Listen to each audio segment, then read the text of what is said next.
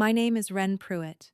I'm 26 years old, and for the last 10 years, I ran the greenhouse operation at my grandfather's business, Pruitt's Garden Center, a place he built from a roadside vegetable stand into the biggest nursery in 3 counties. I started pulling weeds there at 16. By 22, I was the one ordering stock, breeding the heirloom tomatoes he was famous for, and opening the gates at 5 in the morning so the dew would still be on the seedlings when the first customers came.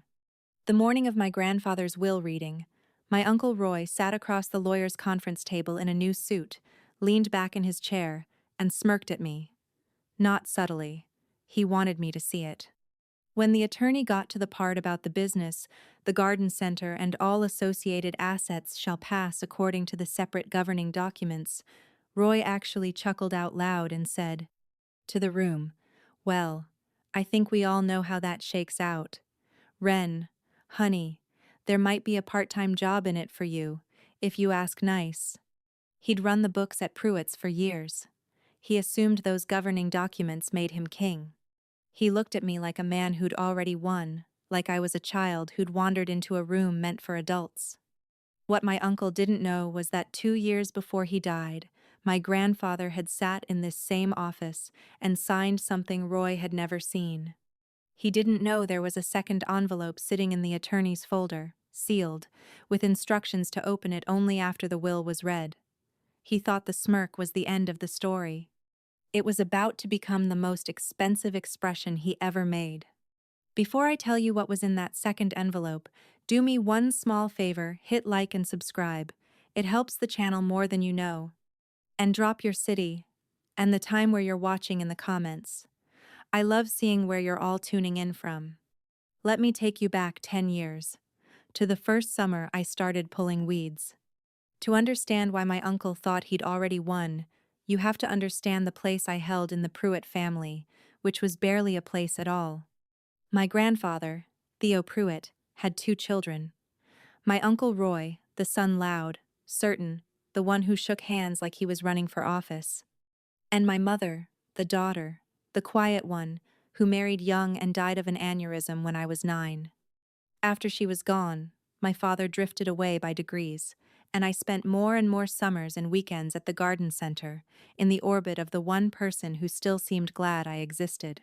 In the Pruitt family, Roy was the future, and I was the leftover. Roy had a vision. I had dirt under my nails. When Roy talked about growing the brand, and real estate plays, and getting the place on the map, my grandfather would nod politely. When I figured out why the whole greenhouse of basil was wilting and saved a season's worth of stock, nobody at Sunday dinner heard about it but Theo. My uncle had a way of putting me in my place without ever raising his voice. At a family barbecue when I was 22, somebody asked what I did, and before I could answer, Roy said, "Oh, Ren's our little plant girl. She waters things." Everyone laughed. I was running the most profitable department in the company. I waters things. There was a thing he said more than once, usually with a smile, that I filed away and never forgot. When I'd disagree with him about the business, he'd wave a hand and say, "Sweetheart, you're not even really a Pruitt. You're a Calder, my father's name. You just work here." As if blood were a thing you could revoke. As if the 10 years I'd given the place were a temp job. I learned a long time ago to keep my needs small enough to carry quietly out the door, so I didn't argue. I just kept showing up at 5 in the morning, kept the greenhouses alive, and kept paying attention. Because paying attention, it turns out, is the only inheritance nobody can stop you from collecting. The greenhouse is where my grandfather and I actually talked.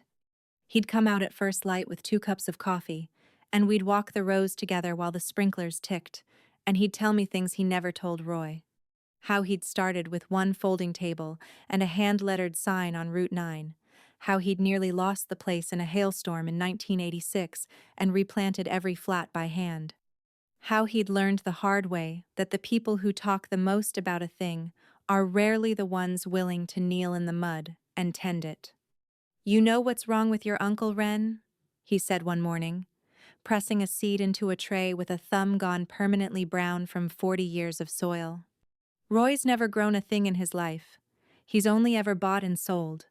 He looks at this place and sees a parking lot waiting to happen. He shook his head. You look at it and see what it could be next spring. That's the whole difference between you two, and it's the only difference that's ever mattered to me. I told him not to be hard on Roy. He was still his son. Theo just patted my shoulder with that dirt-creased hand. Being my son and being my heir aren't the same job. One you're born into, the other you earn at 5 in the morning. He taught me everything in that greenhouse. How to read a leaf the way a doctor reads a chart, the yellow that means too much water, the yellow that means too little, the curl that means something's eating you from underneath. How to take a cutting so it roots instead of rots. How to wait. Everybody wants to plant, he'd say. Nobody wants to tend. Tending is where the whole thing lives or dies. Ren. And tending is just patience with dirt under its nails. I have 100 mornings like that in my memory, the sprinklers ticking, the glass fogging, his voice low over the rows. They are the richest thing I own. 2 years before he died, on a Tuesday in October, my grandfather asked me to drive him to his attorney's office downtown. He made me wait in the truck for the first half hour, then sent the receptionist out to bring me in. There were papers on the desk, and a notary stamp drying on one of them, and he signed his name in the careful hand he used for things that mattered, and then he pointed at a line and said, "There. Now whatever happens, the place goes to the one who'd kneel for it." I didn't understand. I thought he was just an old man tidying up. I signed where he pointed and drove him home, and we never spoke of it again. That same afternoon, he gave me a small, rusted seed tin, the original one, from the roadside stand, his name barely legible on the lid. Inside were the heirloom tomato seeds he'd bred over 30 years, the strain he called Pruitt's Pride. "Keep these going," he said. "The money in a place like this comes and goes, but you keep something alive long enough, and that's the only kind of rich that lasts." I thought it was sentiment. It wasn't. Over the next 2 years, I did what I do. I paid attention, and I kept records. Not out of suspicion at first, out of habit. I ran the greenhouse like an operation, and an operation generates paper. But the more I tended the books for my own department, the more I noticed things about the rest of the business that didn't sit right. Inventory that left the loading dock and never showed up in sales. A consulting fee paid monthly to a company that turned out to be Roy's brother-in-law. Vendor invoices marked paid that the vendors swore they'd never received. I didn't have access to everything, but I had eyes and I had a folder, and into that folder went every receipt that didn't add up. I never confronted Roy. I just noted it, dated it, and kept it, the way my grandfather kept seeds, not because I had a use for it yet, but because some things you save in case the season turns. The hardest entry to file came that spring, about a year before Theo passed. He'd had his first stroke by then, a small one, and he was slower, quieter. I overheard Roy on the phone in the back office, in the easy voice people use for things they've said many times. "No, the old man's basically out of it now. Once he's gone, the property alone is worth more than the whole nursery operation. We bulldoze it, sell to the developer. Ren'll cry about her tomatoes, but who cares? She's not even a real Pruitt. Bulldoze it. Sell the place my grandfather built from a folding table. Reduce 60 years of growing things to a square footage estimate. And me 10 years of 5 in the mornings. I was a girl who'd cry about her tomatoes." I didn't say a word. I went back to the greenhouse and I planted out the season's Pruitt's Pride, 300 seedlings in straight green rows, and I thought about my grandfather's brown thumb pressing a seed into the soil. You keep something alive long enough, that's the only kind of rich that lasts. If you've ever been dismissed by family as the one who just works here, while you were the only one keeping the whole thing alive, tell me in the comments. I read every single one. I might never have understood what my grandfather had done if it weren't for B. Cole. B was Theo's attorney, a small, exacting woman in her 60s who'd handled his affairs for 2 decades. About 6 months before he passed, Theo had another stroke, a worse one, and B started coming out to the house. The first time, I tried to give them privacy. Theo waved me back into the room with a hand that barely lifted off the blanket. Stay. You'll be glad you stayed. What I didn't know then, but pieced together later, was what had triggered all those visits. Roy, sensing the end, had started pressuring his father hard. He'd brought papers to the house, more than once. A simple transfer, he called it, that would put the business in his name. To make things easier, Dad, to avoid the taxes. He'd sit at Theo's bedside and push a pen at him. And my grandfather, slow of speech but sharp as ever behind the eyes, had refused. And then he had done something that would matter enormously later. He'd kept every one of those papers Roy brought, and he'd dictated a note to B describing exactly what his son had tried to do, and he'd had it witnessed. B told me all of this only after he died. At the time, all I knew was that she caught me on the porch one afternoon, pressed her card into my hand, and said something I didn't understand until the will reading. Your grandfather put his affairs in order a long time ago, Ren, and he reinforced them recently for a reason. Whatever happens after he's gone, you make sure you're in the room. And don't let anyone tell you what you did or didn't inherit until I've finished reading everything. There's always a second page. She held my eyes. He was very specific about that. There's always a second page. Theo died on a morning in late September, with the greenhouse glass beaded from an overnight rain and my hand in his. Roy moved fast. He scheduled the will reading for the following week and made sure everyone knew he was handling the estate. He'd already, I heard from a cousin, called the developer. He walked into B. Cole's conference room that morning like a man arriving at his own coronation, in a new suit, with his wife and his lawyer and an air of a thing already decided. I sat at the end of the table. My cousin, Haley, Roy's 19-year-old daughter, who'd worked summers in the greenhouse with me, and never quite caught her father's swagger, sat beside me, with her shoulders up around her ears, watching everything. B opened the folder and read the will in the flat, exact voice of someone who has done this 1,000 times. Personal effects, divided. Theo's house, to Roy. A small bequest to Haley. And then, the garden center and all associated business assets shall pass according to the separate governing documents on file. She set the page down. That was when Roy smirked. He leaned back, slid an arm over the chair beside him, and chuckled. Well, I think we all know how that shakes out. I've been running that business for years. Ren, honey, he looked at me, delighted there might be a part-time job in it for you. If you ask nice, somebody's got to water the plants. His lawyer started gathering papers. His wife smiled. The coronation was proceeding on schedule. There's a second envelope, B said. The room stopped. She lifted it out of the folder sealed, Theo's blocky handwriting across the front. Mr. Pruitt instructed me to open this only after the will had been read aloud, in the presence of the family. These are the separate governing documents the will refers to. She slid it open with a letter knife and drew out a thin stack, an operating agreement, a certificate, and a folded letter. I didn't raise my voice. I've learned that silence does more work than anything you can shout in a room full of people who are used to being agreed with. So I just listened, like everyone else, while my grandfather's last decision filled the room.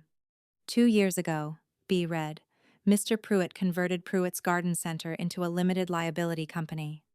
Under the operating agreement executed at that time, controlling membership interest 60% was assigned, effective upon his death, to his granddaughter. She looked up over her glasses. Ren Pruitt. The smirk came off my uncle's face like paint stripped by a heat gun. The remaining 40%, B continued, is divided among the other heirs, including Mr. Roy Pruitt, as minority members. Which means, in practical terms, that as of the moment Mr. Pruitt passed, the garden center has been owned and controlled by Ren, not the estate, not the will, her. Any decision about the future of that business, including any sale, requires her approval.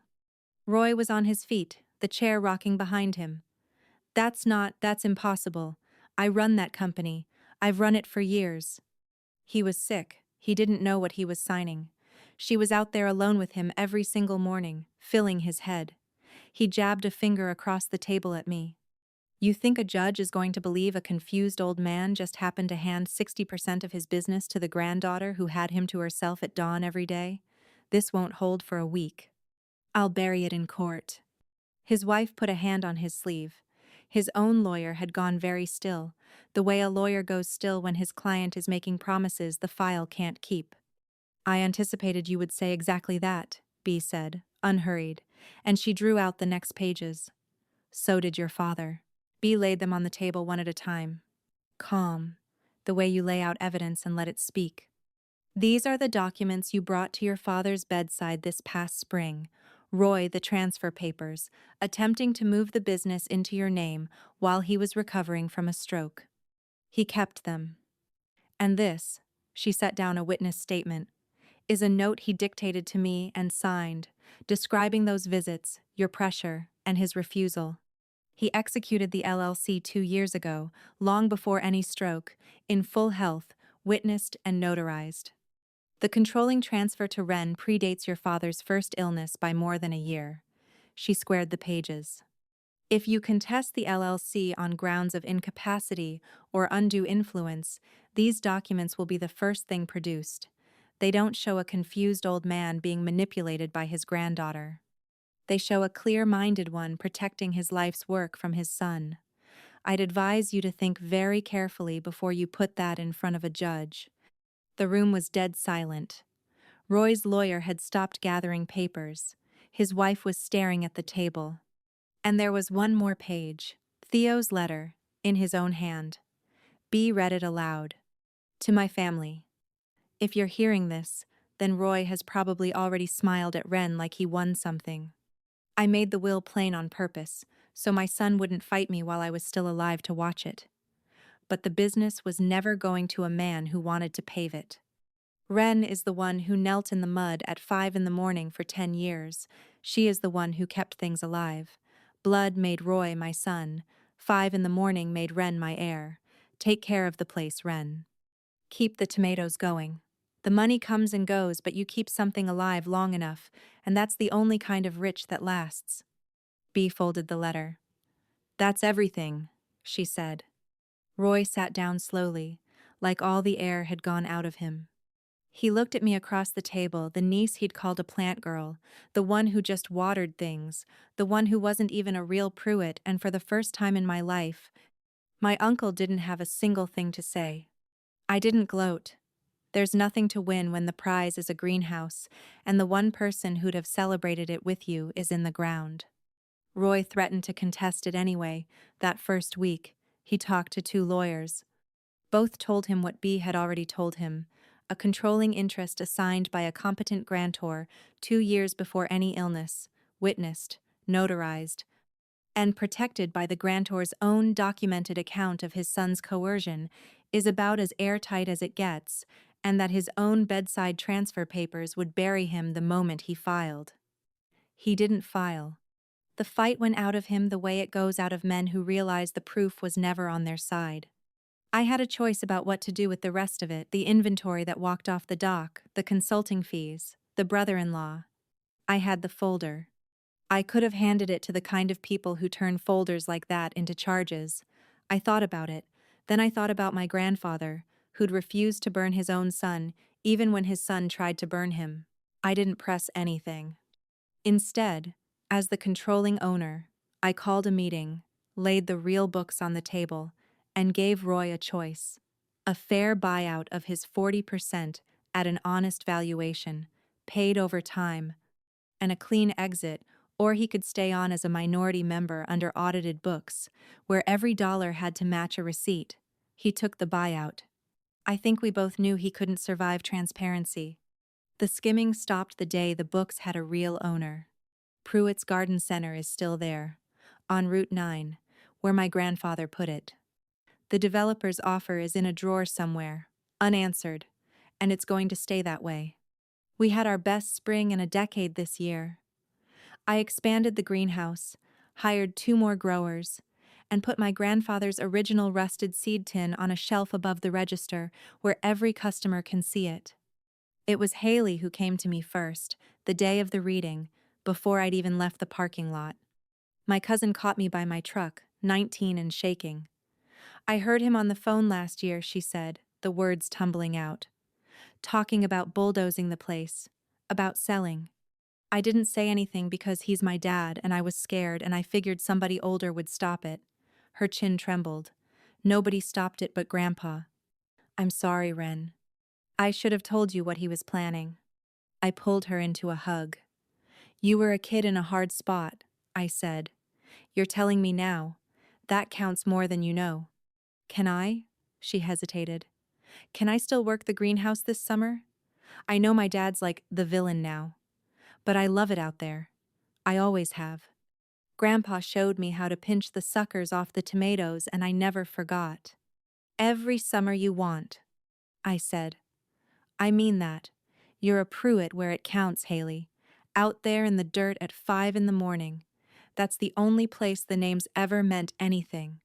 If someone in your family quietly saw the truth before anyone else and was too young or too scared to say it out loud, go easy on them and tell me about it in the comments. Those are the ones that stay with me." Roy and I aren't close. We may never be. But he made his last buyout payment on time this spring, and he came by the garden center in May, the first time since the reading, and stood in the greenhouse for a long minute, looking at 300 seedlings in straight green rows, and he said, quiet, "Dad really did build something out here, didn't he?" It wasn't an apology. But from Roy, after everything, it was a man finally seeing the thing he'd only ever priced. I let him stand there. Some debts you settle in dollars, and some you settle by letting a man see what he almost paved. Haley works the greenhouse most weekends now. She's got my grandfather's patience, she just never had anywhere to put it. I'm teaching her the Pruitt's pride strain, the way Theo taught me, the way his mother taught him. The seeds in that rusted tin are 4 generations old now, and every spring they come up again, the same red, in the same dirt, on the same stretch of Route 9. So here's what I want to say to you. If you're listening, and the people who share your name only ever measured you by what they could turn you into, your worth was never the square footage they wanted to sell or the title they assumed was theirs. The people who only know how to buy and sell will always underestimate the people who know how to grow. Blood makes you family, but showing up at 5 in the morning, kneeling in the mud, tending the thing nobody else will tend, that's what makes you the heir. And that's an inheritance no smirk across a table can ever take. A quiet verdict doesn't have to be loud to be final. That's my story. If it made you feel something, anger, or relief, or maybe just a little less alone, then it did what I hoped it would. Here's my question for you. What's the one thing in your life you've quietly kept alive that everyone else only ever saw as something to sell? Tell me below. I read every single one. Subscribe if you haven't yet, and I'll see you in the next one.